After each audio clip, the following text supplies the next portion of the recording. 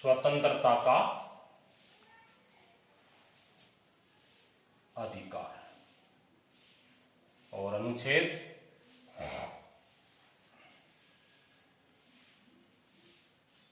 कहां तक पढ़ लिए? 14 से 18 पढ़ लिए। तो इसे आगे 19 से 22 तक। कौन से अनुच्छेद से? 19 से 22 तक। सबसे पहले हम बात करते हैं अनुच्छेद 19। कौन से अनुच्छेद की? अनुच्छेद 19। अनुच्छेद 19 में 6 प्रकार की स्वतंत्रता है। कितने प्रकार की? 6। 19(1)(6 में 6 प्रकार की स्वतंत्रता है। एक जो 7वीं जो स्वतंत्रता थी, इसको 44वें संविधान संशोधन 1978 में इसको भी यहां से हटा दिया गया। और वो भी थी कौन सी? अधिकार जो हटा वो संपत्ति का अधिकार, ये भी संपत्ति संबंधी स्वतंत्रता थी। तो सबसे पहले हम बात करते हैं ये जो 6 प्रकार की जो स्वतंत्रताएं हैं ये कौन कौन सी हैं। सबसे पहली है नंबर 1, 19(1) कैट।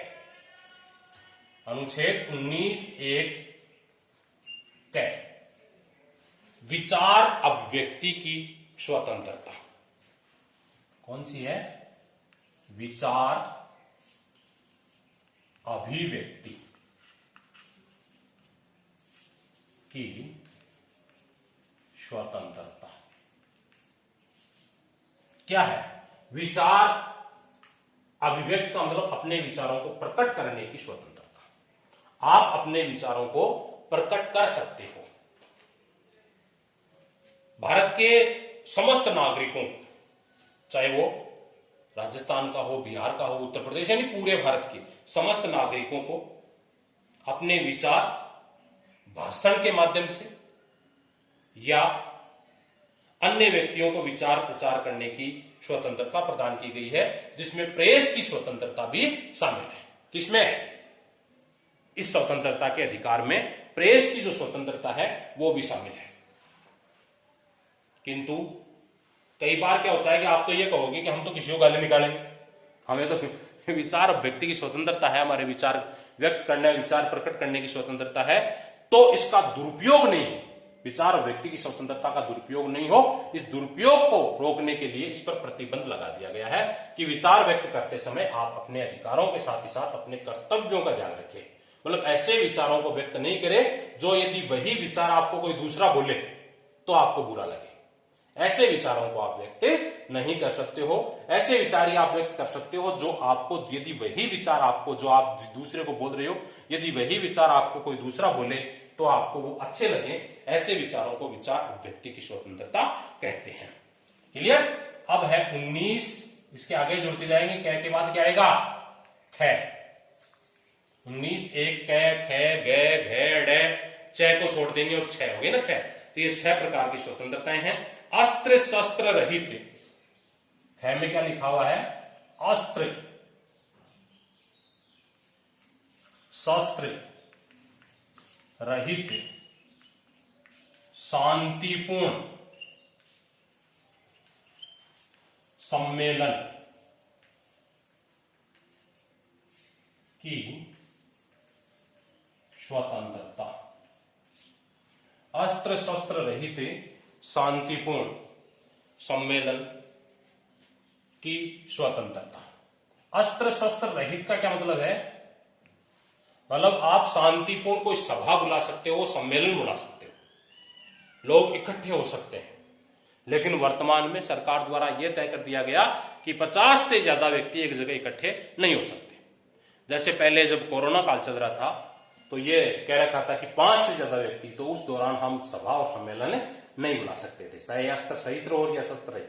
लेकिन जब शांति काल हो, ऐसे तो एक बीमारी है तो निश्चित समय के लिए फिर चली जाएगी, तो हम सामान्य यदि बात करें तो अस्त्र शस्त्र मतलब हथियार आपके पास, अस्त्र हाथ में रखने वाला, शस्त्र फेंक कर मारने वाला, अस्त्र शस्त्र यानी ऐसे हथियार हमारे पास नहीं होने चाहिए। उसके बाद हम कहीं भी सभा बुला सकते हैं, सम्मेलन बुला सकते हैं। जैसे किसान ने अपनी यूनियन बनाई, किसान यूनियन संघ बनाई और सम्मेलन कर लिया, है ना। इसी प्रकार बहुत सारे संघ बनते हैं, सम्मेलन बनते हैं, वो सभा कर सकते हैं, इकट्ठे हो सकते हैं, विचारों को व्यक्त कर सकते हैं। लेकिन एक बात का इसमें भी ध्यान रखना पड़ता है, देश की एकता और अखंडता, देश की एकता और अखंडता को विभाजित करने वाला आप किसी प्रकार का कोई संघ और परिसंघ नहीं बना सकते, किसी प्रकार की सभा और सम्मेलन नहीं कर सकते जिससे देश की एकता और अखंडता विभाजित हो। ऐसा कोई कानून आप नहीं बना सकते, ऐसी कोई सभा आप नहीं कर सकते। नंबर 3 है 19(1) गै 19(1) गै में आपको लिखा हुआ मिलेगा संघ या परिसंघ बनाने की स्वतंत्रता। इसमें आप क्या कर सकते हो, संघ या परिसंघ बनाने की स्वतंत्रता। संघ या परिसंघ मतलब किसी भी प्रकार का संगठन बना सकते हो आप, उस संगठन का रजिस्ट्रेशन करवा सकते हो आप, उस संगठन के माध्यम से आप प्रचार प्रसार कर सकते हो, उस संगठन का, उसका फैलाव कर सकते हो, अपने देश में विदेशों में उसका प्रचार प्रसार कर सकते हो। लेकिन उसमें भी यही बात है, किसी भी प्रकार का संघ और संगठन बनाने से पूर्व आपको देश की एकता और अखंडता की बात को ध्यान में रखना होना। जब देश की और एकता और अखंडता विभाजित होगी तो उस संघ को अवैधानिक घोषित कर दिया जाएगा, अन्यथा आप संघ और परिसंघ का निर्माण कर सकते हो, किसी भी प्रकार के संघ में आप कार्य कर सकते हो, सर्वत्र आप संगठन का निर्माण कर सकते हो। अगली विशेषता 19(1) घै।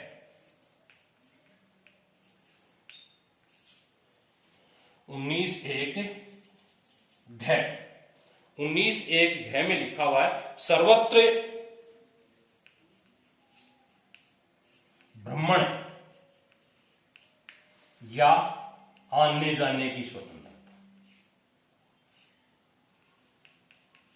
आने जाने की स्वतंत्रता, भ्रमण की स्वतंत्रता दी गई आपको, यानी भारत के किसी भी कोने में आप निर्बाध रूप से भ्रमण कर सकते हो, घूम सकते हो, कहीं भी आप जा सकते हो, पर्यटन स्थल पर जा सकते हो, किसी मंदिर में जा सकते हो, कोई अन्य तीर्थ स्थल है वहां जा सकते हो, घूमने फिरने के लिए आप पूरी तरह से स्वतंत्र हो, कहीं भी जाने के लिए आप स्वतंत्र हैं, किसी प्रकार का आपके ऊपर कोई प्रतिबंध नहीं है। जेब में आपके पास पैसे चाहिए, दूसरा देश की एकता और अखंडता को विभाजित करने वाला काम नहीं करे, दो ही आप पर प्रतिबंध है, बाकी किसी भी प्रकार का आपके ऊपर प्रतिबंध नहीं है, आप पूरी तरह से घूम फिर सकते हो। 19(1) अड़ 19(1) अड़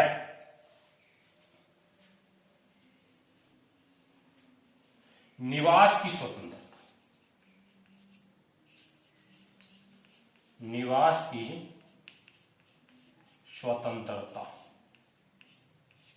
निवास मतलब है संपूर्ण भारत में आप कहीं भी जाकर अपना निवास स्थल बना सकते हो, कहीं भी जाकर अपना निवास यानी मकान बनाकर वहां रख सकते हो, किसी भी प्रकार के आपके उसके ऊपर आरोप नहीं है, कोई भी आप काम करो वहां पर जाकर, किसी भी प्रकार का जैसे देश की एकता और अखंडता तो विभाजित होनी नहीं चाहिए। पहले तो ये था अनुच्छेद जब 370 जम्मू कश्मीर में आप आवास नहीं ले सकते थे, लेकिन वर्तमान में सरकार ने अनुच्छेद 370 हटाकर जम्मू कश्मीर को भी भारत का एक विभिन्न अंग बना दिया गया। पहले भी अंग था वो, लेकिन उसमें एक विशेष अनुच्छेद दे रखा था, उस अनुच्छेद को हटा दिया गया। अब आप यदि जम्मू कश्मीर में रहना चाहो, गर्मियों में खूब सारी वादियां लूटना चाहो, बर्फ के उस महलों में रहना चाहो, तो भी वहां भी जाकर आप मकान बनाकर रह सकते हो, उसके मामले में भी किसी प्रकार का आपके ऊपर प्रतिबंध नहीं है, पूरी तरह से संपूर्ण देश के किसी भी हिस्से में आप मकान बनाकर वहां रह सकते हो। ये है 19(1) अड़। अब 19(1) चै तो हम लिखेंगे नहीं, क्यों? क्योंकि चै जो था उसको 44वें संविधान संशोधन 1978 के द्वारा संपत्ति के अधिकार को हटाकर या संपत्ति जो संबंधी स्वतंत्रता थी उसको हटाकर कानूनी अधिकार बना दिया गया। और चै के बाद में क्या आएगा? छतरी का, ठीक है। और 6 छतरी में क्या लिखा हुआ है? वृत्ति एवं व्यापार की स्वतंत्रता। क्या है? वृत्ति एवं व्यापार की स्वतंत्रता। वृत्ति एवं व्यापार की स्वतंत्रता।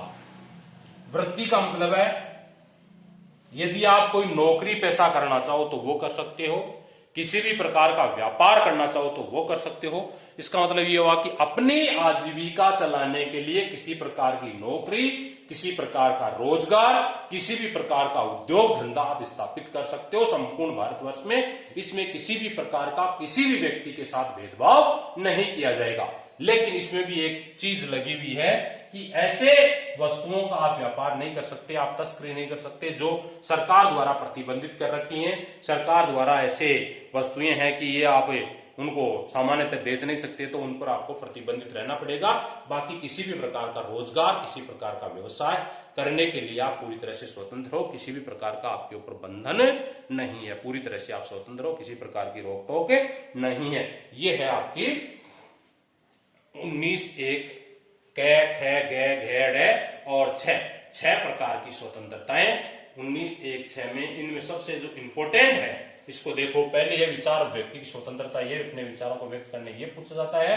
और एक जो है ये 6 वाली जो स्वतंत्रता, हालांकि स्वतंत्रताएं हैं छोटी छोटी हैं, एक एक लाइन की याद करनी है। विचार और व्यक्ति की स्वतंत्रता, अस्त्र शस्त्र रहित शांतिपूर्ण सम्मेलन की स्वतंत्रता, संघ या परिसंघ बनाने की स्वतंत्रता, सर्वत्र भ्रमण घूमने फिरने की स्वतंत्रता, और निवास मतलब स्थायी रूप से आप रहने की स्वतंत्रता, और वर्तीय व्यापार का मतलब है कोई भी आप रोजगार करने की पूरी तरह से आप स्वतंत्र हैं। ये भारतीय संविधान के किस अनुच्छेद में लिखे हुए हैं? 19(1) कै ख घै घेड़ और 6 को छोड़ दे तो 6 में 6 प्रकार की स्वतंत्रताएं लिखी हुई है। अब हम बात करेंगे अनुच्छेद 19 के बाद कौन सा आएगा? 20। तो 20 में क्या लिखा?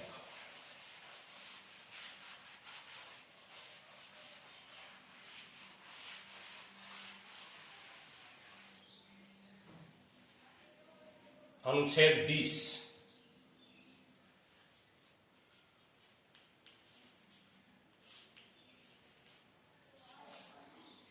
अनुच्छेद 20 में है अपराधों के लिए दोष सिद्धि के संबंध में संरक्षण। अपराधों के लिए दोष सिद्धि के संबंध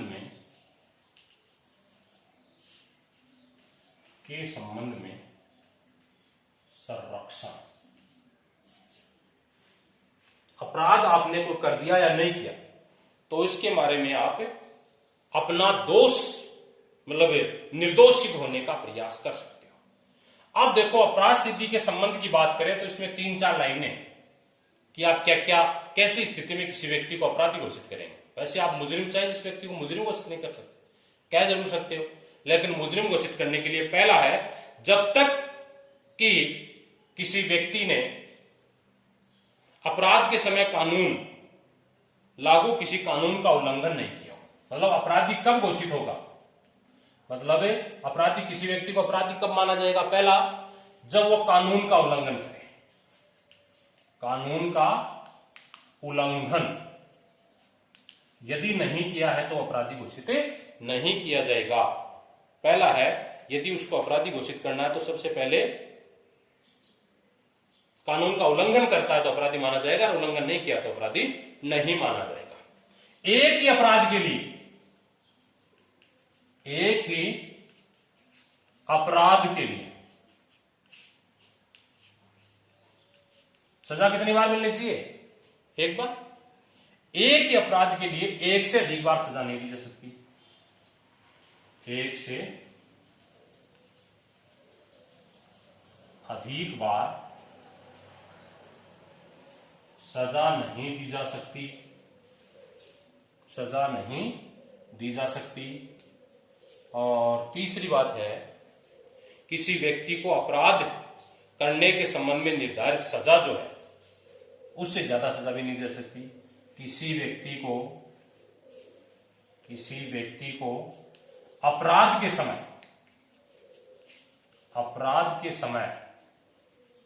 सजा से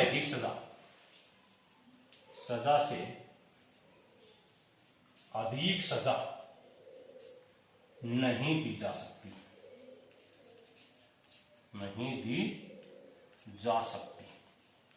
क्या मतलब हुआ? ये अनुच्छेद 20 में लिखा हुआ है कि अपराधों के लिए दोष सिद्धि के संरक्षण, दोष सिद्धि के विषय में संरक्षण का प्रावधान किया गया है। और ये क्या प्रावधान है? दोष सिद्धि के विषय में क्या प्रावधान किया गया है? 3 प्रकार के प्रावधान है इसमें। देखो, पहला प्रावधान है, यदि किसी व्यक्ति ने कानून का उल्लंघन किया है उस टाइम उसको अपराधी माना जाए, कानून का उल्लंघन करने वाला अपराधी माना जाएगा। यदि उस अपराध कर दिया तो एक अपराध के लिए 1 से अधिक बार सजा नहीं मिल सकती, और किसी व्यक्ति को जो अपराध के समय जो सजा है उससे ज्यादा समय की सजा नहीं मिल सकती। यह है अनुच्छेद 20। 21 में जीवन व व्यक्तिगत स्वतंत्रता संबंधी संरक्षण, अनुच्छेद 21 यही लिख देता हूं, फिर साथ में कर देंगे, ठीक है। अनुच्छेद 21, अनुच्छेद 21 क्या लिखा हुआ है? अनुच्छेद 21 में लिखा हुआ है, जीवन व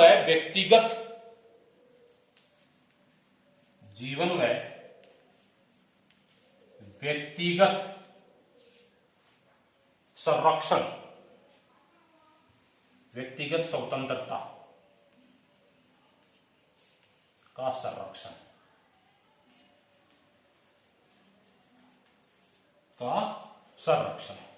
अब देखो, व्यक्ति को जीवन व्यक्तिगत रूप से विधि द्वारा स्थापित प्रक्रिया के द्वारा उसके जीवन को, जैसे किसी को सजाए मौत देनी, उन्होंने कानून का उल्लंघन किया तो सजा का प्रावधान है। बाकी किसी भी व्यक्ति के द्वारा किसी भी व्यक्ति के जीवन को समाप्त करने का अधिकार किसी को भी नहीं है। जैसे एक होता है क्या, व्यक्ति को बिना बताए जेल में डाल दिया गया। क्यों डाल दिया गया? इसको हम कहेंगे कि जैसे जीवन और व्यक्तिगत स्वतंत्रता, व्यक्ति पूरी रूप से स्वतंत्र है, वो अपने जीवन को अपने ढंग से जी सकता है, वो इसके लिए पूरी तरह से स्वतंत्र है, और विधि द्वारा स्थापित प्रक्रिया के द्वारा ही इसे छोड़कर किसी भी प्रकार से उस व्यक्ति को अपने जीवन से वंचित नहीं किया जा सकता है, ठीक है ना। अब हम बात करते हैं, व्यक्ति को बिना कारण बताए जेल में डाल दिया गया, जिसे हम बोलते हैं क्या, व्यक्तिगत स्वतंत्रता का अधिकार को हम सीमित नहीं कर सकते हैं।